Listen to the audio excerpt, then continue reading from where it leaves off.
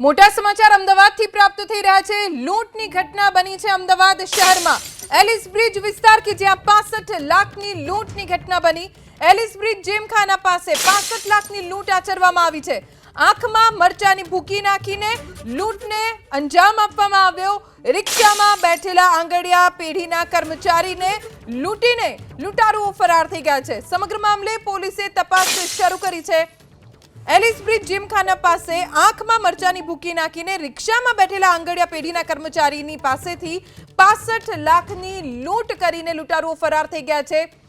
સમગ્ર મામલે પોલીસે ઘટના સ્થળે પહોંચીને તપાસ શરૂ કરી છે। આસપાસ કોઈ સીસીટીવી કેમેરા છે કે નહીં, ફૂટેજ મળી શકે તો પોલીસ લૂંટારુઓ સુધી પહોંચી શકે છે। અમદાવાદના એલિસ બ્રિજ વિસ્તાર કે જે સૌથી વ્યસ્ત વિસ્તારમાંનો એક વિસ્તાર છે, જ્યાં 65 લાખની લૂંટની ઘટનાને અંજામ આપવામાં આવ્યો। રિક્ષામાં એક આંગડિયા પેઢીના કર્મચારી બેઠા હતા। કેટલાક શખ્સો આવ્યા, આંખમાં મરચાની ભૂકી નાખીને ત્યાંથી 65 લાખની લૂંટ કરીને ફરાર થઈ ગયા। તાત્કાલિક પોલીસને જાણકારી આપવામાં આવતા પોલીસ સ્થળે પહોંચી। સમગ્ર મામલે તપાસ ચાલુ છે। લૂંટારુઓ કઈ તરફ ગયા છે તેની પણ તપાસ થઈ રહી છે। આસપાસ કોઈ સીસીટીવી ફૂટેજ મળી રહે તો તેની પણ પોલીસ અત્યારે તપાસ કરી રહી છે। લૂંટારુઓ કોણ હતા, કેવી રીતે તેમને જાણકારી મળી, એ તમામ સવાલોના જવાબ મેળવવા માટે પોલીસ તપાસમાં લાગી ગઈ છે। પણ અમદાવાદમાં લૂંટની ઘટના એ પણ વ્યસ્ત ગણાતા વિસ્તારોમાંનો એક વિસ્તાર એલિસ બ્રિજ વિસ્તાર, જેને લઈને કાયદો વ્યવસ્થાની સ્થિતિ ઉપર સવાલો ઊભા થઈ ગયા છે। સરા જાહેર દિન દહાડે 65 લાખની લૂંટ આચરવામાં આવી છે। આંગડિયા પેઢીનો કર્મચારી જે રિક્ષામાં હતો અને તેમની પાસે રહેલી 65 લાખની રોકડ લૂંટીને કેટલાક શખ્સો ફરાર થઈ ગયા। આંખમાં મરચાની ભૂકી નાખીને આખી લૂંટની ઘટનાને અંજામ આપવામાં આવ્યો છે। આ લૂંટારુઓ કોણ હતા અને તેમને બાતમી કોણે આપી હતી, એ સમગ્ર મામલે અત્યારે તપાસ ચાલુ છે। કાયદો વ્યવસ્થાની સ્થિતિ ઉપર ચોક્કસ અહીંયા સવાલ ઉભો થાય, કેમ કે દિન દહાડે કોઈ પણ ખોફ વગર બે રોકટોક આવા તત્વો 65 લાખની લૂંટ આચરીને ફરાર થઈ ગયા। એલિસ બ્રિજ જીમખાના પાસે જ આ ઘટના બની છે। હાલ તો ઘટના સ્થળે પોલીસ પહોંચી છે અને સમગ્ર મામલે તપાસ ચાલુ છે। હાલ પોલીસ જાણી રહી છે કે આખી ઘટનાને અંજામ કેવી રીતે આપવામાં આવ્યો। રિક્ષામાં બેઠેલા આંગડિયા પેઢીના કર્મચારીને લૂંટીને કેટલાક શખ્સો ફરાર થઈ ગયા છે। લૂંટારુઓ કેટલા હતા, કેવી રીતે ઘટનાને અંજામ આપ્યો, ક્યાંથી પીછો થઈ રહ્યો હતો, પીછો થયો હતો કે નહીં, કોઈ પણ આંગડિયા પેઢીનું કોઈ જાણીતું છે કે નહીં, એ તમામ સવાલોનો જવાબ પોલીસ મેળવી રહી છે। અમારા સંવાદદાતા રાજલ બારોટ પાસેથી વધુ જાણકારી પ્રાપ્ત કરીશું। રાજલ, સૌથી પહેલા તો આખી ઘટનાને અંજામ કેવી રીતે આપવામાં આવ્યો, લૂંટારુઓ કેટલા હતા અને શું પ્રાથમિક વિગતો પોલીસ પાસેથી પ્રાપ્ત થઈ છે?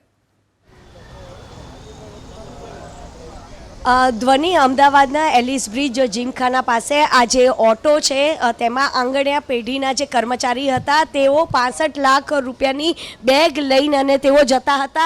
એ જ વખતે લૂંટારો આવી અને આપ જોઈ શકો છો અહીંયા આગળ જે રિક્ષામાં જે બેઠા હતા કર્મચારી, તેની આંખ ઉપર મરચાની જે ભૂકી નાખી અને ત્યારબાદ જે બેગ હતી તે પોતાના પાસે લઈ લીધી હતી। જો કે આખી જ્યારે આ લૂંટનો બનાવ બન્યો ત્યારે ઘટના સ્થળે ત્યારે પોલીસ આવી ગઈ છે અને આંગણિયા પેઢીના જે કર્મચારીઓ છે તે પણ અહીં આગળ આવી ગયા છે। આખરે કઈ રીતની ઘટના બની છે તેના વિશે વાત કરીશું।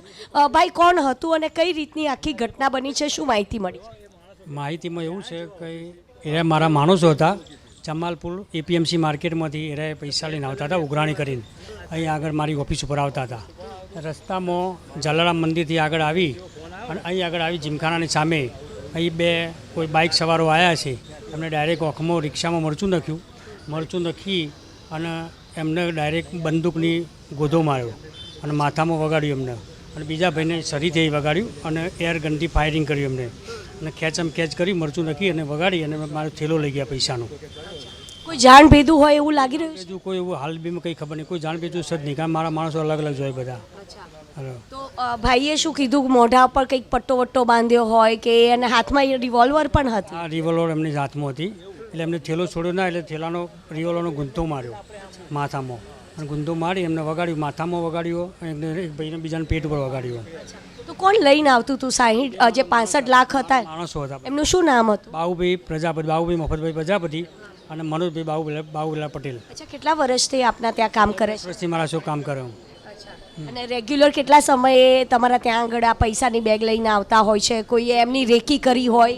મેડમ નક્કી ના હોય, ગમે ત્યારે જવાનું હોય, જ્યારે પૈસા લેવાના હોય એટલે જવાનું હોય એમાં. અને બધી અલગ અલગ વાહનમાં મેં આવતા હોય, કોઈ એક્ઝેક્ટ કોઈ વાહનમાં એક વાહનમાં ના આવતા હોય, દરેક અલગ અલગ વાહનમાં આવતા હોય મેં. એટલે બધા અલગ અલગ વાહનમાં આવતા હોય, રોજે રોજ અલગ અલગ રીતે માણસો પણ બદલાતા રહેતા હોય. અને છતાં પણ આજે હાલ આ ઘટના ઘટી. પણ અનેક વખત આવા કિસ્સાઓ બનતા હોય છે, આંગણે પેઢીમાં આવી રીતની લૂંટ પણ થતી હોય છે, પરંતુ ધોળા દિવસે આવું થવું કેટલી મોટી મુશ્કેલી કહી શકાય? આ એક મોટી મુશ્કેલી કહેવાય. ગુજરાત જેવા આ પ્રદેશની અંદર આ બહુ મોટી મુશ્કેલી કહેવાય. તો જે બે વ્યક્તિઓ હતા તે 65 લાખ રૂપિયા લઈને અને તેઓ ઓફિસ તરફ જઈ રહ્યા હતા. તે જ સમયે બે માણસો બાઇક ઉપર આવ્યા. તેમને હાથમાં મરચાની જે ભૂકી હતી તે તેમના આંખમાં નાખી અને તેમના પાસે જે રિવોલ્વર હતી તેનાથી પણ તેમના ઉપર વાર કરવામાં આવ્યો. અને ત્યારબાદ તેમની પાસે જે 65 લાખની જે બેગ હતી તે પડાવી અને ભાગી ગયા છે. જોકે આખી ઘટનાનો જે અંજામ છે એ જ રીતે લાગી રહ્યો છે કે કોઈકે રેકી કરી હોય, કારણ કે આ જ ઓટોમાંથી આ 65 લાખ રૂપિયા લઈને અને જે કર્મચારીઓ ત્યાં ઓફિસ તરફ જઈ રહ્યા છે તો કઈ રીતે જાણ થઈ શકે? સતત તેનું રેકી થતી હોય તો જ કદાચ માલુમ પડે. અત્યારે આપ જોઈ શકો છો ઘટના સ્થળે અત્યારે પોલીસ અહીંયા આગળ ઉપસ્થિત છે, પરંતુ જે બે શખ્સ જે બાઇક ઉપર આવ્યા હતા તે કોણ હતા? જો સીસીટીવી કેમેરાથી જ એ ખબર પડશે કે આ આખી ઘટનાનો અંજામ કોને આપ્યો છે. ધ્વનિ રાજલ, આભાર જાણકારી આપવા માટે. તો પોલીસ અત્યારે ઘટના સ્થળે પહોંચી છે અને સમગ્ર મામલે તપાસ કરી રહી છે. જમાલપુર એપીએમસી માર્કેટમાંથી રૂપિયા લઈને કર્મચારી આંગણે પેઢીને આવી રહ્યા હતા. બાઇક પર આવેલા બે શખ્સોએ લૂંટ ચલાવી અને ત્યાંથી ફરાર થઈ ગયા છે. સરા જાહેર દિન દહાડે આ ઘટના બની છે. એરગનથી ફાયરિંગ પણ કરવામાં આવ્યું હોવાનું જાણવા મળ્યું છે. લૂંટને અંજામ આપીને ફરાર થયેલા લૂંટારુઓને ઝડપી લેવા માટે હવે પોલીસે ચુસ્ત બંદોબસ્ત ગોઠવી દીધો છે. ઘટના સ્થળ જ નહીં, નાકેબંધી કરીને પણ પોલીસ આ લૂંટારુઓને ઝડપવા માટે તપાસ કરી રહી છે.